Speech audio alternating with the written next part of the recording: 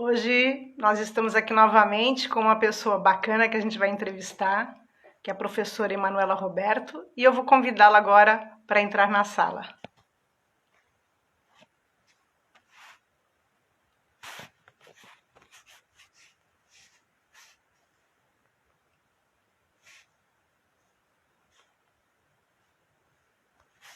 Bom, já convidei a Emanuela. Vamos ver se vai tudo certinho. O que eu faço agora? Vamos lá. Pronto, acho que já foi, Manuela, você já entrou. Pronto, já vamos visualizar. Vamos entrar ao vivo agora com a Emanuela Roberto. A Emanuela é uma professora que atualmente está na vice-direção. Muitas experiências para contar para a gente. Vamos ver se eu adicionei direitinho. Pronto. Sim, já estamos aqui. Agora sim, Emanuela. Espera um pouquinho se eu não estou fazendo alguma coisa errada. Que gostoso te encontrar e te conhecer. É um prazer. Prazer é todo meu. É uma grande honra ser convidada por uma mulher assim que representa tanto, para uma pessoa que é muito especial para mim e que mais do que isso também preza pela diferença dentro da educação. Muito obrigada pelo convite, eu estou realmente lisonjeada. Estou muito agradecida por você ter aceitado participar desse projeto que é iniciante, né? É uma coisa muito simples, mas que eu estou procurando agregar pessoas que possam contar histórias interessantes e possam inspirar outras pessoas. E por tudo aquilo que eu já soube de você, você é a pessoa certa, é uma das pessoas bacanas para a gente estar começando esse projeto, né? Você é minha quinta entrevistada e eu estou super feliz de estar com você. Manuela, conta um pouco de você para quem não te conhece. Bom, meu nome é Emanuela Roberto, né? Eu estou na educação já há um tempo, aproximadamente 17 anos. Eu fui aluna da escola pública, ingressei numa universidade, numa faculdade privada na época. Eu venho de uma família muito simples, muito humilde, uma família que sempre me apoiou em tudo que eu sempre quis fazer, que sempre me impulsionou. E eu tenho uma filha maravilhosa, eu até ia pôr na descrição, né, que eu sou mãe da Lorena, eu sou professora de muitos, eu acho que ex-professora não existe, eu sou colega de profissão, eu sou amiga do boteco que vai tomar aquela cerveja, eu sou a namorada, enfim. Eu acho que no decorrer do dia a dia, na fila do pão, eu sou aquela pessoa que procura construir pontes e não provar pontos. Eu quero fazer o meu trabalho, fazer o meu papel de cidadã. Eu quero fazer com que as pessoas se sintam bem também em relação à sociedade que elas estão. Maravilhosa autodescrição, né? Mostra que você faz a diferença onde você está, né? Independente de ser na escola, na vida, em qualquer circunstância, né? Isso é muito bacana, né? O mundo está precisando de gente assim, né? Eu acho que as pessoas, elas acabaram se fechando muito em si, na sua individualidade, e elas esqueceram que o sentido da vida ele só rola quando eu me encontro no outro. Então, quando eu consigo oferecer o melhor de mim para o outro, quem recebe não é ele, sou eu. Porque, na verdade, eu estou cumprindo a minha missão, o meu destino, eu não sei, cada pessoa chama de uma forma, né? Eu chamo de você cumprir, de fato, deveres e exercer direitos. Acho que é dentro disso. Olhar para o outro é olhar para si mesmo também. E isso a gente vê pelo brilho do seu olhar, que você realmente vive isso, né? Emanuela, como nasceu essa vontade de ser professora, ou melhor, educadora, né? Eu acho que você é mais do que professora, né? Você é uma educadora. Na verdade, a educação me pegou para ela, não fui eu que peguei a educação. Eu tenho uma amiga muito querida, a Samanta, que ela fala: e o bichinho da educação picou a gente, não tem mais jeito. Você não foge. Levou a picadinha, acabou. Essa picadinha, ela aconteceu comigo quando eu fui para a escola que eu sou vice-diretora hoje. Uma aluna, uma amiga minha, a mãe dela obrigou a fazer magistério, que antes era chamado de curso normal, né? E nós fomos no embalo. Acho que a gente vai perder uma amiga, né? Não, vamos também. A gente foi fazer magistério. Só assim, né? Minha mãe, mas você tem certeza, né? Sua irmã. Não, eu tenho certeza, eu quero. Minha irmã havia feito magistério e eu fui. E lá a gente começou a desenvolver alguns trabalhos de protagonismo dentro da escola. Eu tinha uma professora de língua portuguesa, Isabel Botássio, que ela nos lançou um desafio. Então eu quero que vocês deem uma aula de 50 minutos sobre um período literário. Eu vou escolher os trios e vocês vão se virar, afinal vocês serão professoras, mas eu vou dar todo o aparato necessário. E aquela foi a minha primeira aula. E eu acho que eu me encantei por isso de poder falar para as pessoas as coisas que eu pensava, a forma como eu pensava e ajudá-las a pensar de uma maneira diferente também. Aí, do magistério, eu decidi fazer letras. E depois eu continuei no caminho. Peguei aula numa escola particular, daí veio o estado.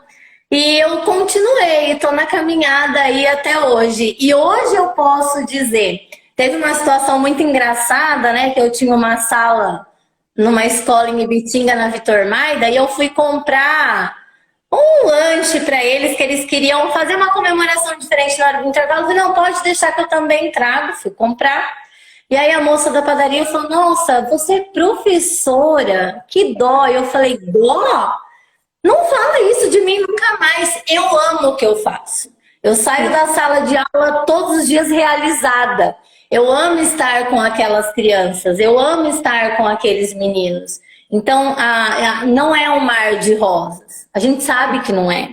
A gente sabe que tem muito sofrimento, a gente sabe que tem muita dificuldade, mas a gente também sabe que tem muito brilho no olhar, que tem muito destino que pode ser mudado baseado na educação. E esses meninos, eles precisam de nós. Eu acho que não tem nada melhor no mundo do que você fazer aquilo que você gosta. Era Pitágoras, acho que dizia, né?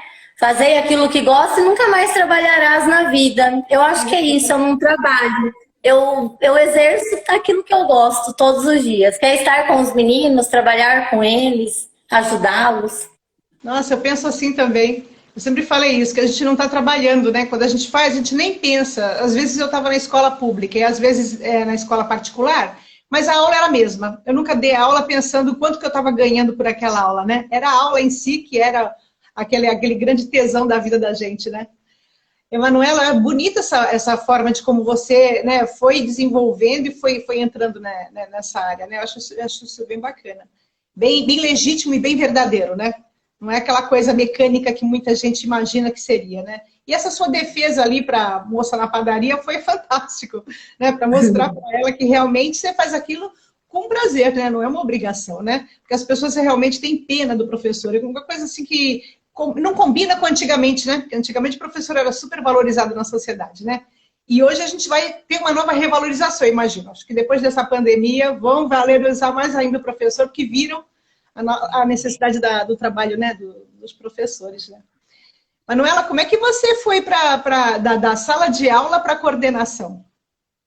Nossa, eu falo que Deus sempre vai preparando as coisas, ele vai mudando meu destino, né?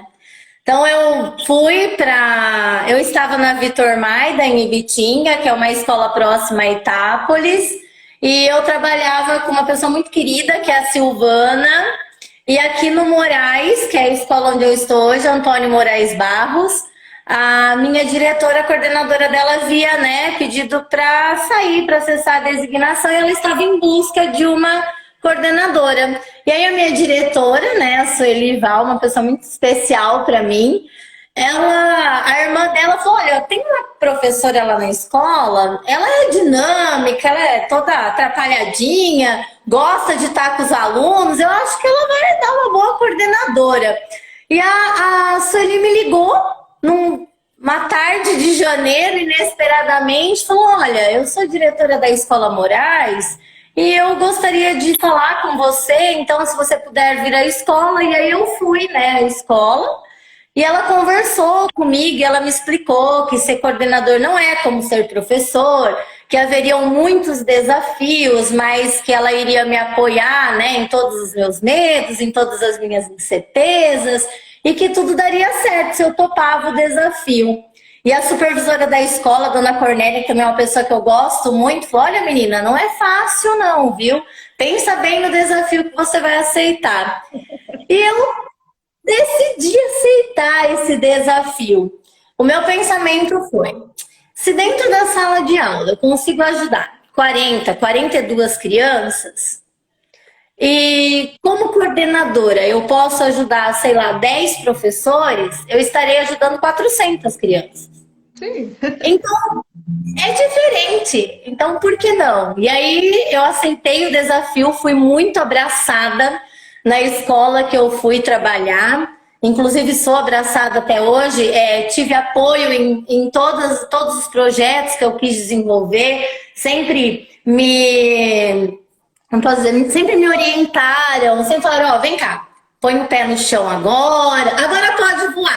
Agora vem aqui, vamos conversar. Então, sempre foi nesse processo dialógico que eu acabei na coordenação. E foi um desafio gostoso, porque você começa a ver um outro lado. Até então, você está dentro da sua sala de aula com os meninos. E você não consegue enxergar o trabalho, a organização da escola. E a escola é um organismo vivo, né? Ele é dinâmico.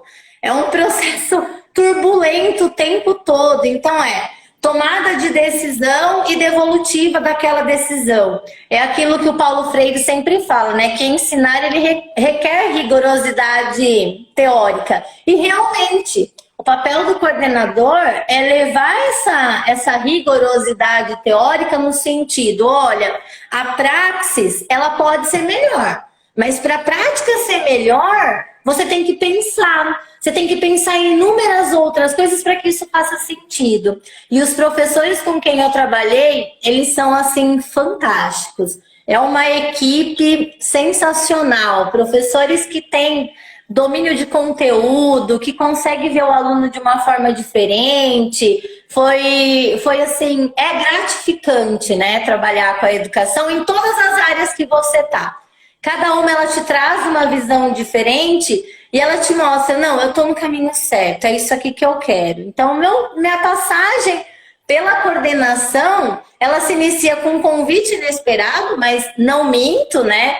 Eu sempre quis ir para gestão, mas coordenação não era um passo. Eu prestei o concurso de diretor, eu passei, mas não fui chamada. Então, eu queria fazer parte disso. E aí a coordenação veio e é uma experiência maravilhosa, porque eu ainda me sinto um pouco coordenadora, sabe? Você vai mudando de função, você fica perdido. Mas eu acho bonito assim, do que você falou, com relação aos professores também, que eram muito bem formados e tinham conteúdo, porque muitas vezes as pessoas têm uma visão de um idealismo romântico, né? E eu vejo que quando você usa a palavra o amor pela educação, o amor pelos alunos, pelo trabalho, é um amor com ideário, não é só aquele idealismo, mas é um ideário, tem uma construção teórica por trás, né? Quer dizer, você está bem sustentada e você teve essa possibilidade de trabalhar com pessoas muito parecidas com você nesse sentido, né? Desse compromisso, desse estudo, isso é maravilhoso, né? É maravilhoso. E eu não tinha tanto essa noção quando eu comecei a dar aula, porque eu vi em uma das suas lives você falando do papel da universidade, né, na formação do professor. Inclusive, eu tô lendo um livro novo, comecei ele ontem, falei pro Gustavo: tô apaixonada, me achei no livro da Bell Hooks, né, que ela fala ensinando a transgredir a educação como prática de liberdade. Ele tá até aqui. Eu tô lendo ele, eu tô assim, encantada com o livro, porque ela vai falar exatamente disso. As universidades, elas estão muito preocupadas com a teoria e muito preocupadas com pessoas que são livros ambulantes. E elas esquecem que o importante da aprendizagem, ela se dá na interação. Então, sim, a emoção, ela tá lá. E eu sou muito emoção. Eu acho que eu não fui diagnosticada. Lá na escola eu sempre falo: mas eu não sei hiperativa. Não é normal. Às vezes os alunos estão quietinhos, mas gente, vocês estão muito quietinhos. Tem aluno meu aqui na live, eles podem confirmar. Gente, por que vocês estão quietinhos? Manu, para fazer prova a gente fica quietinho. Para fazer redação a gente fica quietinho. Para fazer o exercício, talvez a gente fica quietinho. Porque eu acho que é nessa interação que a gente aprende, que a gente cresce e é podendo dialogar, discutir pontos. Essa questão da teoria, ela veio posteriormente. Eu fui aprendendo essa teoria com outras pessoas. Eu tive professores depois que também me ensinaram, coordenadores que também me ensinaram, a diretoria de ensino, em cada formação que eu participei, a própria SEDUC, com os cursos online da EFAPE, eu sempre os fiz. Porque eu acho que de uma forma ou de outra, o conhecimento ele é infinito e ele te acrescenta. Ele nunca te tira. Aí, acho que deu uma... Acho que a minha internet está com problema. Acho que a minha internet está com problema. Santo Deus. Vamos ver o que a gente pode fazer, esperar um pouquinho, né? Voltar.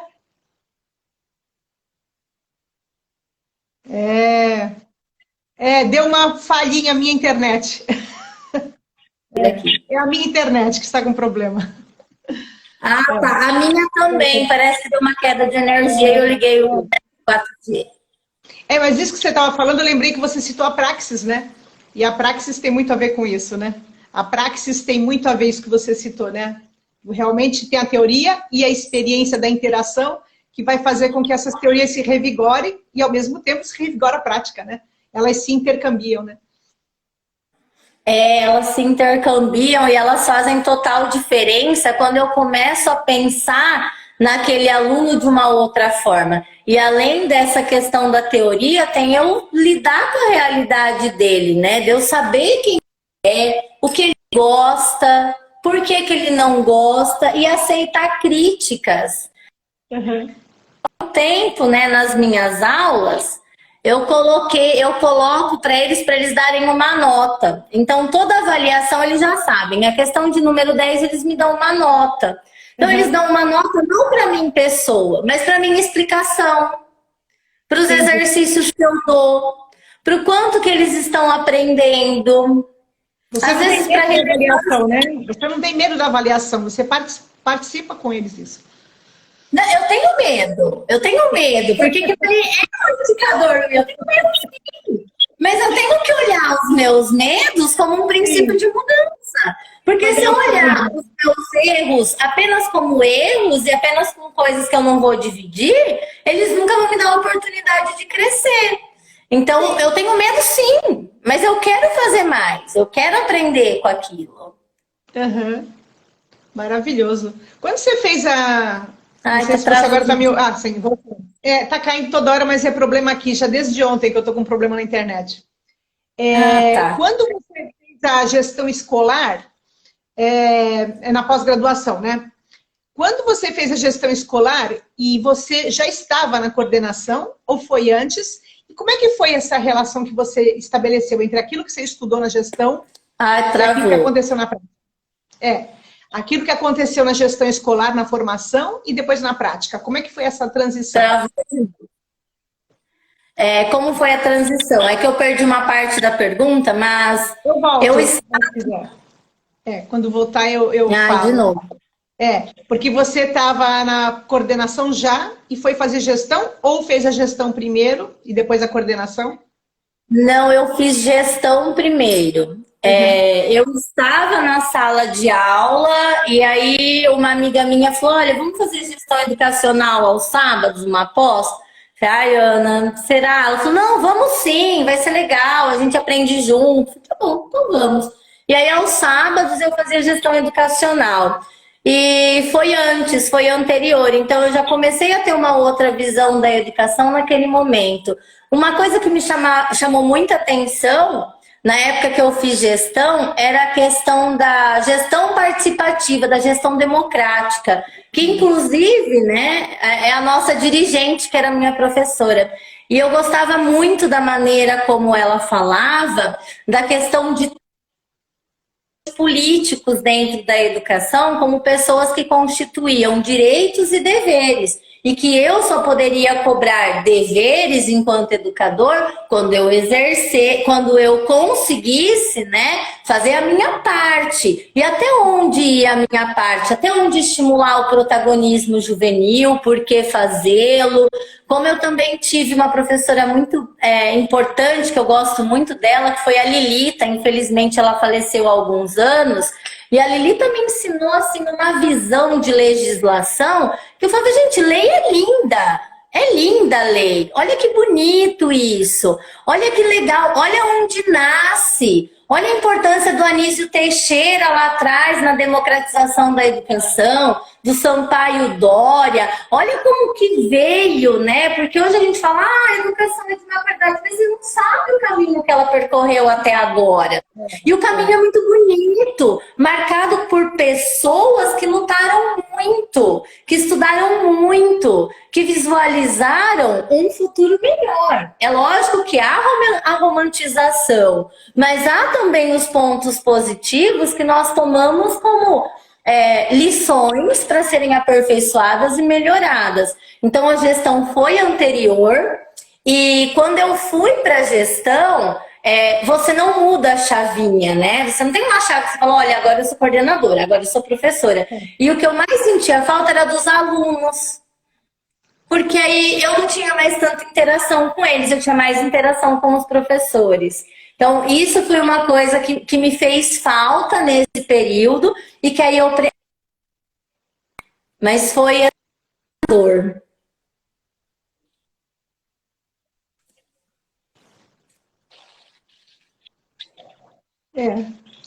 E, Emanuela, quando você fez a coordenação, e você estava falando dessa gestão democrática dos professores, vocês faziam formação continuada dentro da escola com os professores? Sim, sim. A gente fazia atividade, né, didático-pedagógica, é o ATPC, né? E nesse momento nós estudávamos juntos, na verdade. Havia uma pauta, essa pauta ela é preparada pela SEDUC, ela é preparada pela Secretaria de Educação, dentro das necessidades da rede e também das necessidades da escola, que é da unidade escolar, e outras que vinham da diretoria de ensino. Mas era um momento, sim, de estudo e de discussão, inclusive de análise de dados, né? Então vamos ver. Olha, a escola, ela teve tal resultado. Como que a gente vai fazer para mudar esse resultado? Olha, o desempenho dos meninos não está legal em matemática. Foi o fato que aconteceu no primeiro ano que eu estive na coordenação. Eles não estão legais em matemática. Por quê? Aí a gente começa a procurar esses porquês e a gente começa a traçar planos para a escola e estratégias de recuperação. O mais gostoso é que nós fizemos um trabalho, a nossa equipe ela é muito unida, e aí a gente fazia um trabalho por área do conhecimento. Não tinha essa professor de matemática, trabalhar matemática. Vamos todo mundo ver. Eu sou língua portuguesa, por que eu não sei matemática? O que eu não sei? O que me faltou? Por que é o que vai faltar para esse menino lá na frente? Então, durante as ATPCs, havia essa formação continuada dentro da escola. É lógico que é como uma sala de aula. Você vai atingir 100%? Você vai atingir todo mundo com a mesma eficácia? Não vai. Nós somos seres humanos únicos, plurais, multiculturais. Não dá. Mas ninguém está lá para provar ponto, como eu disse. A gente está lá para construir ponte. Vamos ver, o que eu tenho de melhor que eu posso oferecer? O que você tem de melhor que você pode oferecer? E aí a gente caminha junto. E aí a gente vai conseguindo. E no final do ano, né? Depois de um trabalho assim, luta dos professores, de toda a equipe, a gente conseguiu chegar no nosso objetivo. Inclusive, alguns a gente até passou. Por quê? Porque foi um trabalho em equipe. Então, mais do que uma formação continuada, há que se ter essa consciência de que todos são responsáveis, inclusive a sociedade. Eu não posso delegar só para a escola a tarefa de ensinar e educar aquela criança. É um acordo entre todos os órgãos, independente de quais sejam. É da igreja que ele está lá no final de semana, é do terreiro que ele frequenta, eu não sei, que vai ensinar os valores, do grupo familiar que vai estar incentivando ou apoiando. Então, todo mundo é corresponsável por isso. E, Emanuela, como é que você está agora na vice-direção? Como é que você faz as frentes de trabalho com a diretora? O que é que compete à diretora, o que que compete à vice-diretora na gestão da escola? A nossa equipe gestora, ela é bem entrosada e ela cresceu, né? A escola aumentou, porque as duas escolas regulares que nós tínhamos na cidade viraram PEI, então nós somos a única escola regular, as outras são de período integral. A tua escola é em Itápolis ou Taquaritinga? Itápolis. É da diretoria, pertencente à diretoria da região de Taquaritinga, mas é Itápolis. Uhum. Então, compete a todos tudo, né? Porque, como eu disse, ela é dinâmica. As demandas vão chegando e a gente vai conversando e vai dividindo de acordo com a competência de cada um. Por exemplo, essa semana nós estamos empenhados na diplomacia do Grêmio, na diplomação do Grêmio, né? Então o Grêmio vai tomar posse na sexta-feira. Então, estou eu, né, que estou na vice-direção, o outro vice-diretor, que é o Eliandro, a Marciene, que é a nossa professora orientadora de convivência, tá a nossa diretora, a Sueli, tá a Larissa, a coordenadora, a Liliana, todo mundo voltado para a diplomação desse Grêmio, que vai ser um evento online, né, transmitido pela diretoria de ensino, e ao mesmo tempo as coordenadoras estão lá trabalhando, BNCC, com o Grêmio Estudantil, novo né? ensino médio, competência e habilidade, SAEB, por aí vai. Então, não tem como você falar, olha, eu vou cuidar só de aluno. Sim, sim. Eu vou cuidar só de professor. Você vai atender as demandas no momento que elas vierem, e lógico, sempre com a liderança e a orientação do diretor. Ele sempre vai ter essa prudência. Mas nós sempre conversamos muito sobre as coisas antes de fazê-las. Eu acho que, e sempre troca essa ideia com os professores também posteriormente. Falar a mesma língua, ela não requer que você faça especificamente isso ou você especificamente aquilo. O importante é que haja comunicação, né? E que haja essa disponibilidade em fazê-lo também. E você citou o Grêmio Estudantil, né? Você citou o Grêmio Estudantil. E o Grêmio, como é que está funcionando na tua escola? Nossa, eles estão aqui, alguns alunos, beijo. Amo eles, eles sabem. Foi totalmente diferente esse ano. Nós tivemos que fazer tudo de maneira online. Então, nós começamos com algumas conversas pelo Meet, em reuniões online mesmo. Surgiu o convite para a escola toda. Ó, os alunos que quiserem, né, vão me falando que eu vou criar um grupo, vou colocando vocês lá. E aí vai ficando, né, só alguns, e a gente não conseguiu nem ter 2 chapas esse ano, a gente conseguiu uma. Mas uma chapa muito engajada. Eles vão tomar posse na sexta-feira, mas olha, semana passada já fizeram uma live, já criaram um Instagram. A posse online? A posse online. Isso, nós fizemos a posse online, é sexta-feira, está convidada, viu, professor, se quiser assistir. Vai ser às 14h. Então, eles já têm inúmeros projetos, a gente já conversou com alguns sobre muitas coisas. Eles foram para a escola, respeitando, lógico, todos os protocolos. Então, eles estão engajados. Eu gosto do protagonismo juvenil. Na verdade, eu acho que essa é a maneira de despertar neles muitas coisas que nós queremos na sociedade. Não tem como você aprender apenas lendo, apenas ouvindo alguém. Às vezes você tem que pôr a mão na massa, você tem que se sentir no lugar daquela pessoa. E eu acho maravilhoso. O ano passado, infelizmente, né, nós tivemos esse fator que foi pandemia e nós não pudemos fazer tantas coisas. Mas no ano retrasado, em 2019, foi um ano que o protagonismo gritou na escola. Que a gente deu muita voz a esses meninos. E aí eu tinha um grupo de jovens protagonistas comigo. Então ia ter uma palestra na escola Eles que chamavam as salas, eles que organizavam no pátio, eles que compravam a lembrancinha do palestrante, eles que entregavam no final. Teve dia 18 de maio, né, o Dia Nacional do Combate ao Abuso Sexual e à Exploração Sexual no Brasil, por causa do caso Araceli. Então, é o dia do Faça Bonito. Eles, por conta, montaram um painel, convidaram um conselho tutelar, eles falaram sobre autoestima, eles falaram sobre o tema com os pares. E aí a gente tem, eu ainda estava pensando nisso hoje, né? A gente tem a ideia de perfeição. Então, olha, eu gostaria tanto que eles... Mas eles não vão fazer daquele jeito. Por quê? Porque eles estão em processo de amadurecimento.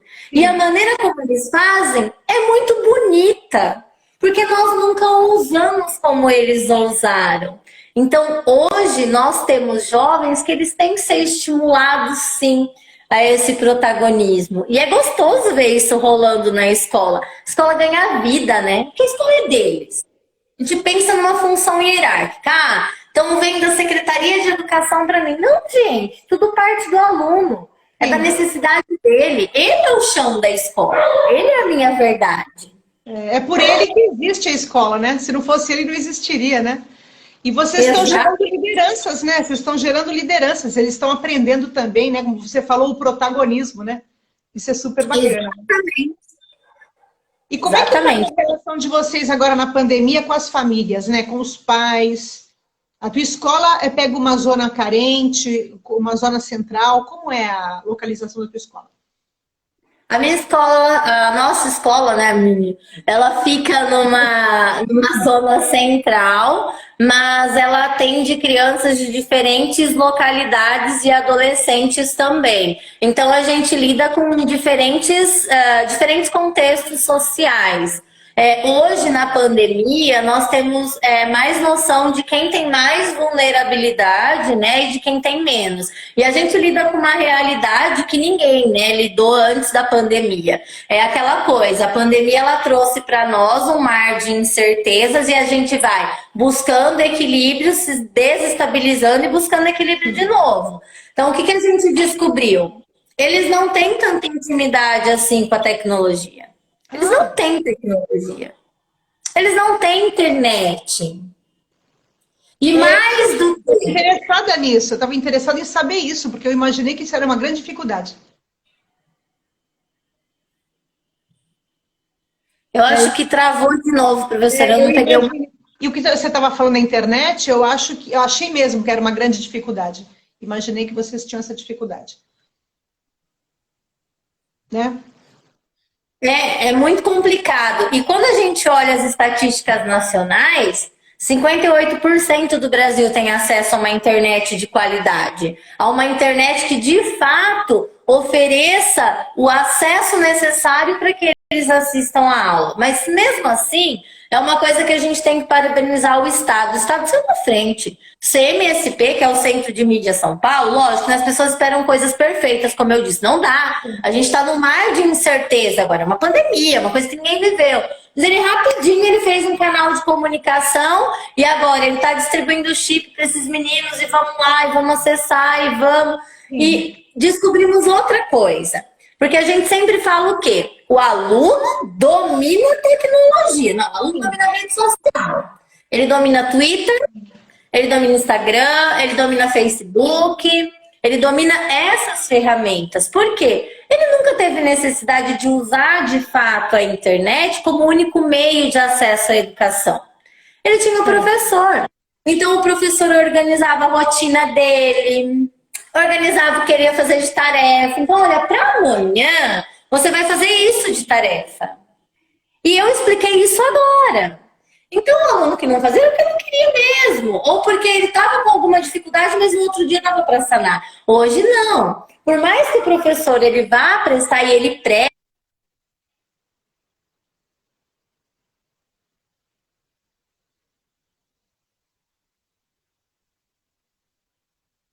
A nossa internet hoje está com um problema sério. Desde ontem que eu estou com esse problema de internet. Eu perdi, Emanuela, A internet está terrível. Eu perdi a tua última fala, porque aqui a minha internet cortou tudo. Eu falei que eles, apesar de toda essa intimidade, o que que eu vi? Eu vi os professores sobressaindo nessa pandemia, porque eles se reinventaram. Eles aprenderam a usar Teams, a usar Meet, a usar Zoom. Hoje eles sabem usar tanto aplicativo que às vezes a gente fica até meio doido. Não, calma, pera, respira, vamos usar um aplicativo só. Senão... E eles foram aprendendo com uma velocidade incrível. Por quê? Porque eu quero ensinar. Mas eles vão aprender tudo de uma vez? Não, assim como os meninos também não vão. E muitos alunos, eles têm muito a oferecer. Então, com essa história da pandemia, nós tivemos uma mudança total. Não dá mais para eu falar que a minha aula ela era como era antigamente. Eu saí de uma sala de aula com 40 alunos que falavam o tempo todo, que falavam, pelo amor de Deus, fecha a boca. Deixa eu falar um pouquinho. Tá na minha vez. Eu falava para eles, gente, onde eu pego a senha? Aí eles falavam, do que, professor? Que eu vou falar? Vocês não deixam. Eu quero falar. Eles não deixaram, aquela coisa. E aí você vai para um contexto que tá todo mundo com a câmera desligada e ninguém fala. Na escola particular, eu dou aula, né, numa escola particular aqui da cidade, e eu falava para eles, gente, pelo amor de Deus, eu não aguento mais falar sozinha. É chato. Fala comigo. E eles vão nadando no chão. Muitos devem ficar de pijama durante a aula e não abrem a câmera. Exatamente. Não abro a câmera de jeito nenhum. E aqui em casa mesmo aconteceu várias vezes. Eu dando aula, a minha mãe abria a porta, viu, o que você quer de almoço? Mãe, tô dando aula, mãe, tô dando aula. Aí, a minha filha tendo aula, né? A minha filha tem aula comigo, inclusive. Ah, beleza. Ela tendo aula lá no primeiro quarto, né? Aí eu ia lá, esquecia. Lorena, amorzinho. Mamãe, tô tendo aula. Sabe? Aquela coisa, todo mundo disfarçando. Então, a escola, ela invadiu a nossa casa. E ela trouxe situações mais inesperadas do mundo. O profissional invadiu, né? Todos nós, ninguém tinha uma iluminação boa, ninguém tinha o celular bom, a internet boa. Eu também tenho dificuldade com a iluminação. Uma das lives que eu fiz, eu tava parecendo no fundo de uma caverna, porque eu coloquei a luz atrás de mim e não me toquei. É assim mesmo. Tá todo mundo aprendendo, como você disse, né? Eu não sabia nem usar o celular. É que quando veio a ideia do canal, aí eu tive que aprender. O celular para mim era para jogar e para falar no WhatsApp com os filhos. E só isso, não usava para mais nada. E agora está se tornando uma ferramenta, né? Para a gente poder fazer toda essa socialização de informações. Né? Exatamente. Eu acho que a gente sempre aprendeu muito.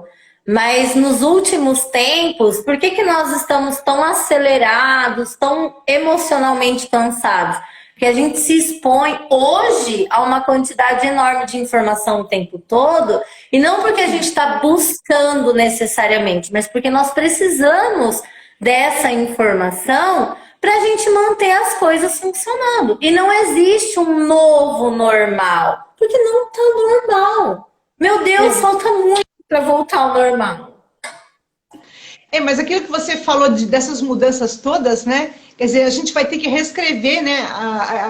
Bom, primeiro, a história da educação vai ter que contar esse momento fantástico que, por mais trágico que ele seja, né? Por mais problemas e tristezas que ele esteja produzindo em várias famílias, ao mesmo tempo, que momento de reinvenção, né?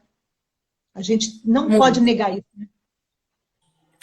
E não é só uma reinvenção da questão profissional, ela é uma reinvenção humana, né? Porque eu amo a minha família, né? Minha família é assim, ela é a minha base mesmo. Eles sempre, tudo que eu me tornei porque eu tenho uma mãe muito forte, né? Que meu pai foi embora de casa, que segurou as pontas sozinhas. Eu tenho irmãs que são mães para mim, que cuidaram de mim porque eu era caçula. E eu não posso mais estar com a minha família. Meu sobrinho tá na live, minha sobrinha também. a gente tem quase a mesma idade, a gente não Você, pode mais estar você foi o junto. raspinho do tacho? Você foi Oi, o raspinho professora, eu do não ouvi. tacho? É, você foi o raspinho do tacho? Fui, eu vim 13 anos depois. E eu vim 13 anos depois e eu fui a única que foi para a faculdade. Sim, Então, quer dizer, todo mundo demandou muita energia para mim. sim, A sim, energia que eu tenho, a garra que eu tenho para continuar vem deles. Eles são, assim, muito importantes. E eu não posso estar com eles mais do jeito como era. A gente não sim, pode mais. No Natal, tá todo mundo junto. Isso não sim. é a realidade da minha família. Essa é a Uhum. realidade de todas as famílias. Imagino, esses dias, né? Esses dias não, faz um mês mais ou menos, eu liguei para uma mãe, porque ela precisava ir retirar o material do filho na escola. Sim. E aí eu falei, então, mãe, você precisa vir, né? Como que a gente vai fazer, né? Ela falou assim: olha, professora, eu estou catando limão agora. E o meu filho mais velho, que é esse, que tem 13 anos, ele está em casa cuidando dos irmãos. E eu não tenho outra forma. Sim. E eu vou pedir para ele ir buscar assim que eu chegar. Mas as coisas estão muito difíceis. Eu perdi o meu emprego. Eu não tenho mais o meu trabalho. O restaurante que eu trabalhava fechou. E aí você ouve uma outra família, né? Ah, então, o meu marido perdeu o emprego, só eu estou trabalhando. E outras famílias que tá tudo bem, porque ou estava no funcionalismo público, ou tinha um emprego mais estável. Então, eu acho que esse contexto, ele nos reinventa enquanto pessoas também. Aquela coisa, sabe a empatia? Porque todo mundo, agora é uma palavra bonita, né? O Gu sempre fala pra mim, ó, gratidão é uma palavra que sei, não, ninguém merece, né? Ele fala. Aí eu falo Gratidão. assim, aí vem a empatia, mas a empatia de verdade ninguém faz. Porque eu tenho empatia, eu sou empática, eu sou uma pessoa que, nossa, eu tenho muita empatia pelo que você tá sentindo. Mas aí 5 minutos assim, pronto, passou. Agora a gente pode voltar naquilo que eu tava falando? Não é assim. As coisas requerem tempo. E a gente vai demorar tempos para absorver isso que está acontecendo. Economicamente, socialmente, emocionalmente, profissionalmente, familiarmente. Porque as nossas relações elas se distanciaram muito das pessoas com quem a gente já convive diário e elas se aproximaram muito de quem a gente não ficava junto. Olha que coisa, né? O marido não convivia com a esposa, que não convivia com Sim, os filhos. E aí ficou todo mundo sim, trancado no mesmo lugar. E aí eu que convivia com os meus colegas de trabalho, não convivo mais com eles, porque eu tenho que conviver com a minha mãe enquanto eu tô dando aula. Só que a minha mãe, ela não vai ter um filtro de tipo, olha, agora ela pode falar com o cara que vem entregar a água em casa, que ela aham. oferece até um café pra ele, e agora ela não pode. Por quê? Porque eu tô dando aula. Porque esse é o Sim. espaço, é a casa dela. É o espaço. Modificou toda a dinâmica da casa. Muda, muda toda a dinâmica da casa, das relações sociais. Eu acho que a pandemia, lógico, né? Ela é uma situação de instabilidade que a gente vai demorar para encontrar o chão de novo. Certo, a gente voltando aos pouquinhos, né? Manuela, eu estava Sim. vendo uma postagem de alguém para você que comentou assim, e você escreveu, quando a gente ia para a biblioteca, né? Que a gente depois foi ali, aquele bichinho que pegou a gente e tal. Como é que foi esse momento assim do livro com você? Você fez letras, então com certeza fazendo letras é porque você tem paixão pela leitura, né? Pela literatura. E como é que foi isso aí, da menina que descobre o livro e esse momento de Professor, biblioteca? Como é que foi isso na sua vida? é muito gostosa essa história, né? Era uma conversa minha com a Maria Luísa, que ela foi uma amiga, ela é uma amiga, né? Ela fez magistério comigo. E as meninas do magistério, acredito que algumas também estejam assistindo. A gente tem uma amizade até hoje, a gente se reúne anualmente para se ver, para contar como as coisas estão. Então, a dona Nena era quem cuidava da biblioteca e ela também cuidava do pátio. E ela não conseguia cuidar de tudo, né? Era muita coisa para ela fazer. Então, o que a gente fazia? A gente ajudava no Lena. Então, a gente tinha aula à tarde e de manhã a gente ia para a biblioteca. E a gente ficava na biblioteca das 7 às 11 da manhã. Juntas, arrumava as prateleiras, emprestava o livro para os alunos.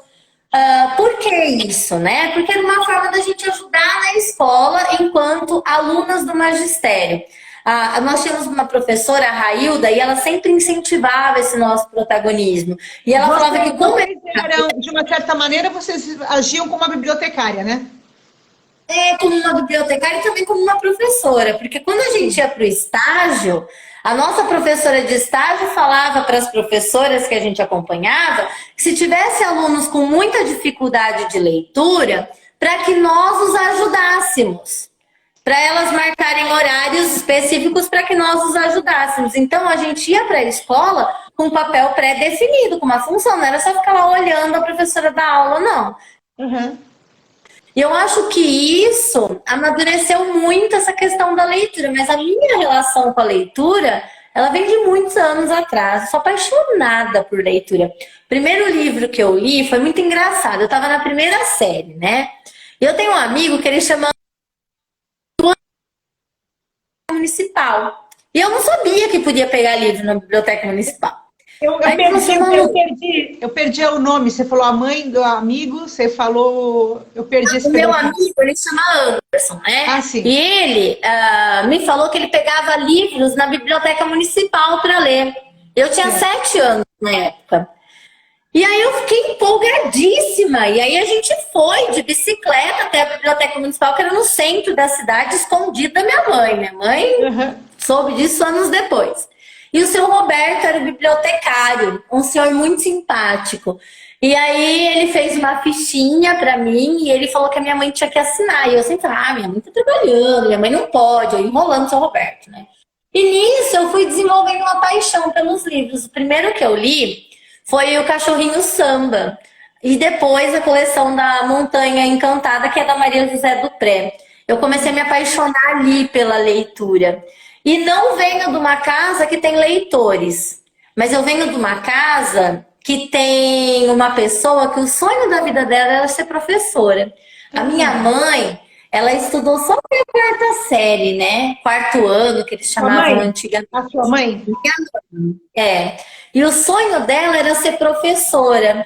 Só que ela era mais velha de 7 filhos e o meu avô não permitiu que ela viesse do sítio para a cidade para estudar. E ela ficou com aquilo no coração dela. E desde pequena, ela falava para mim, você vai estudar e um dia você vai ser professora. Mas eu acho que eu queria ser professora? Não queria, mas eu acho que aquilo me marcou profundamente. Uma sementinha, né, que ela plantou ali.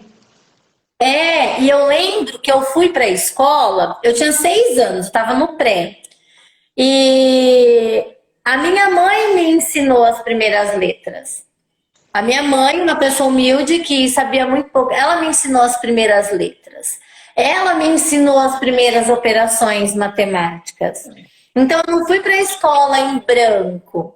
Eu fui para a escola levando toda uma bagagem e eu fui para a escola sabendo alguma coisa. E o meu encontro com a leitura, ele desperta em mim um mundo de possibilidades. Eu amo ler. Eu lembro que eu tinha 12 anos, eu li Machado de Assis. Por quê? Porque a bibliotecária da escola falou assim, olha, porque na nossa época não tinham livros diversificados, tinha os clássicos. Sim. E tinha a Júlia da vida que vendia em banco, mas eu não tinha acesso, não tinha dinheiro para isso. Então era na escola mesmo. Por isso que a escola é tão importante. E aí eu lembro que eu li Machado de Assis, com 12, 13 anos. Eu lembro que eu li Senhora, do José de Alencar. A Moreninha, eu me apaixonei por Joaquim Manuel de Macedo. E o engraçado é que quando eu fui para a faculdade, eu queria história. Eu caí em língua portuguesa porque essa professora tinha dado aquele seminário. Eu falei, não, literatura é muito bom, né? Eu gosto de ler. Muito. Que a gente cuidava da gente. Maravilhoso. E você começa justamente com os clássicos, né? Você começa com os clássicos, né? Quer dizer, é uma formação que as pessoas não percebem, né? Como tem riqueza ali, né? Eu acho estranho quando as pessoas dizem, ai, que livro chato. Então eu falo, não sei por que é chato, é porque você talvez não se disponha, né? A ouvir aquela voz, né, ouvir aquele cenário, né? Porque você escuta, né? Eu lembro de eu lendo o Grande Sertão Veredas e eu baixando a cabeça, porque eu parecia que as balas iam passar aqui, iam me atingir. Eu nunca esqueço disso, eu baixando a cabeça e falei, gente, você vive aquilo que você está lendo, né? Você realmente vive. Manuela, eu te peço perdão, viu, que toda hora cai a internet, você me perdoa. Eu te prejudiquei caindo na internet, eu te peço mil perdões. Para você ter uma ideia, eu chego a fazer mentalização e reza antes, que é para não cair a internet. Porque aqui onde eu moro ainda não tem a internet cabeada, sabe? Aquela que é com... Qual é o nome? Não vou lembrar agora. E aí tem na parte do bairro de cima, tem no bairro de baixo e no meu não tem. Então o meu ainda é de escada, é aquela de telefone, sabe? Então é terrível para funcionar. Fibra ótica, eu acredito que seja.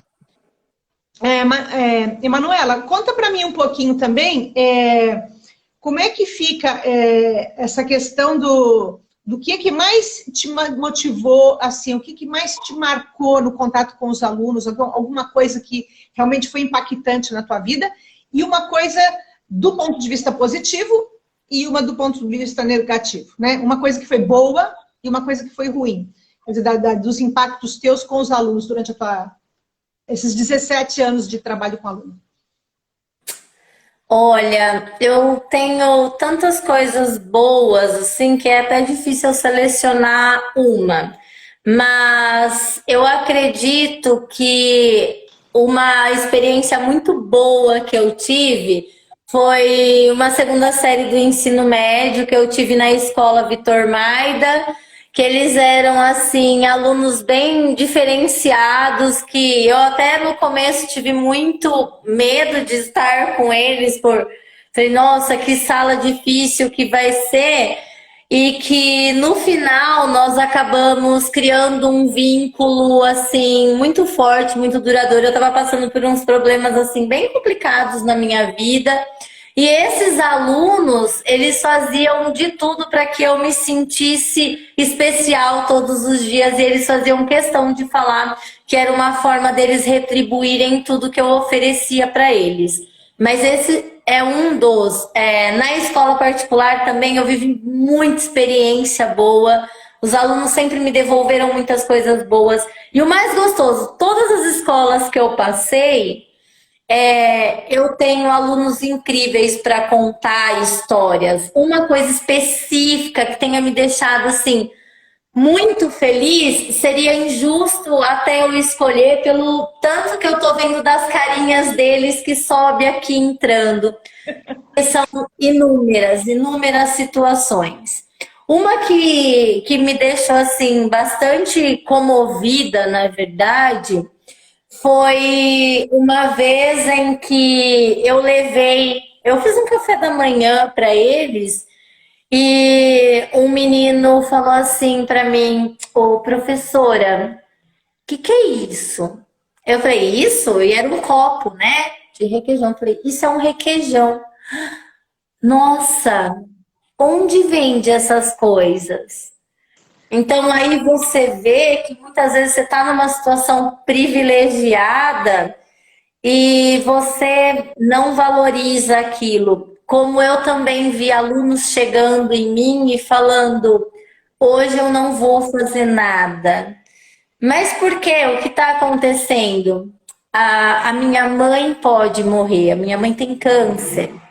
Ou eu já vi outras situações que eu vou dar a maior bronca e aí eu falo assim, já acontece também, eu vou chamar a sua mãe. A minha mãe morreu. Eu vou chamar o seu pai, então. Meu pai também morreu. Porque aí você fala, não, né? Não vou amolecer.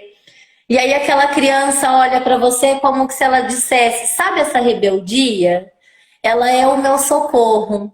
Então, eu passo por N situações ainda. Nem todas são felizes, mas nem todas são completamente tristes. E não é nada desse positivismo tóxico. Mas os meninos, eles me acrescentam e eles me fazem muito felizes. O ano passado teve um aluno que eu nem lembrava dessas aulas. Ele fez uma homenagem para mim do Dia dos Professores, porque hoje ele faz pedagogia, e ele colocou que ele lembra das nossas rodas de leitura embaixo do Flamboyant, que eu dei aula em Nova América, um distrito daqui que também é um lugar muito querido. E eu nem lembrava dessas situações. E ele lembra até da descrição do vestido que eu usava, da maneira como estava o meu cabelo, da maneira como eu olhava para ele e das broncas que eu dava. Ele me descreveu dos meus chiliques momentâneos de quando eles não prestavam atenção em mim. Então, eu acho que a gente marca tantas pessoas e não tem outra forma de sê-lo. Elas também nos marcam. E até as marcas que às vezes a gente considera ruim, no final elas vão trazer um gosto diferente. Porque eu consigo olhar para esses meninos que hoje eu atendo com o mesmo amor que eu olhei aqueles lá atrás. E teve um aluno, Guilherme. Eu encontro o Guilherme frequentemente. O Guilherme sempre me vem à mente, né? O Guilherme falou para mim no 9º ano. Eles foram a minha primeira sala no estado de língua portuguesa. Coitados, eu tinha dó deles. Eles tinham língua portuguesa, leitura e inglês comigo. Sexta-feira, eles têm as 4 últimas aulas comigo no período da tarde. Imagina, tadinhos, né? 9º ano. Eu perdi o finalzinho do que você falou. Eles tinham de sexta-feira as 4 últimas aulas da tarde comigo. E foi o ano todo, né? Eu começando aquela coisa. Imagina, tadinhos, né? E aí eles chegaram, eu falo demais, né? Então. E o Guilherme chegou no final do ano, na formatura, e ele falou assim: professora, você esquece os seus alunos? Eu acho que ali ele sentiu um medo de ser esquecido, né? E eu falei, não. E vocês foram a minha primeira sala, então vocês me marcaram de uma forma que eu nunca vou esquecer. É igual o Pequeno Príncipe. E eu citei para ele, né? Tu te tornas eternamente responsável pelo aquilo que tu cativas. O que é cativar? É você conquistar. E vocês me conquistaram. Aí ele falou, e você também me conquistou. Aí até hoje eu vejo ele e falo, professora, tu conquistaram ainda, tá? Porque são coisas que nos marcam. São pessoas incríveis que vão nos ensinando a lidar com as adversidades, com as dificuldades e com as felicidades também. A educação ela é um prato cheio de emoção, né? Todo dia é uma nova surpresa.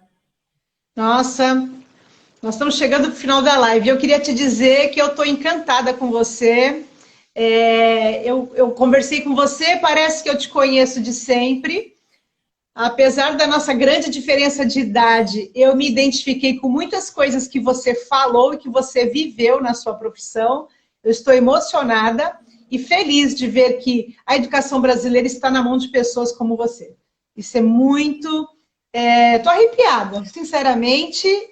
Você supera todas as expectativas que alguém possa ter. E eu desejo para você uma vida maravilhosa na educação e na vida pessoal, para você, para a Lorena, para o seu amor, né? Que vocês sejam muito felizes. E se algum dia eu for útil para você em alguma coisa, conte comigo, tá? Eu te agradeço muito, foi maravilhoso. Professora, eu é quem agradeço imensamente a oportunidade. É a primeira vez que eu participo de uma live, né? Eu falei para o Gustavo, falei, nossa, eu tenho vergonha. Ele falou, você tem vergonha nada, você fala até com os cotovelos, tá tudo bem, você vai sair muito bem. E foi ele quem me apresentou você, né? Foi ele quem me trouxe esse contato tão positivo. Eu espero, né, que um futuro não tão distante nós poderemos nos ver pessoalmente, todos nós, e a gente possa ter essa conversa, né, pessoalmente. E que bom, né, saber que há pessoas que ainda nos veem com olhos de admiração. Que a sociedade aprenda a olhar o professor com mais cuidado, com mais carinho. Porque a coordenação é uma fase, a vice-direção é uma fase. E hoje, eu saí da sala de aula ontem e eu falei, gente, como eu amo isso. Como é gostoso isso. E é o mesmo amor que você tem. Eu vi uma foto do Gustavo com a senhora que vocês estão, acho que tipo num morro em Vai Santos. cair a nossa live daqui a pouquinho. Se cair, não fica triste. Se cair, não fica triste. Mas continua. Mas vai cair. E eu acredito que você tenha feito isso, você tenha mostrado para eles que não há espaços para aprender e nem limites para aprender. É esse o meu recado. E muito obrigada.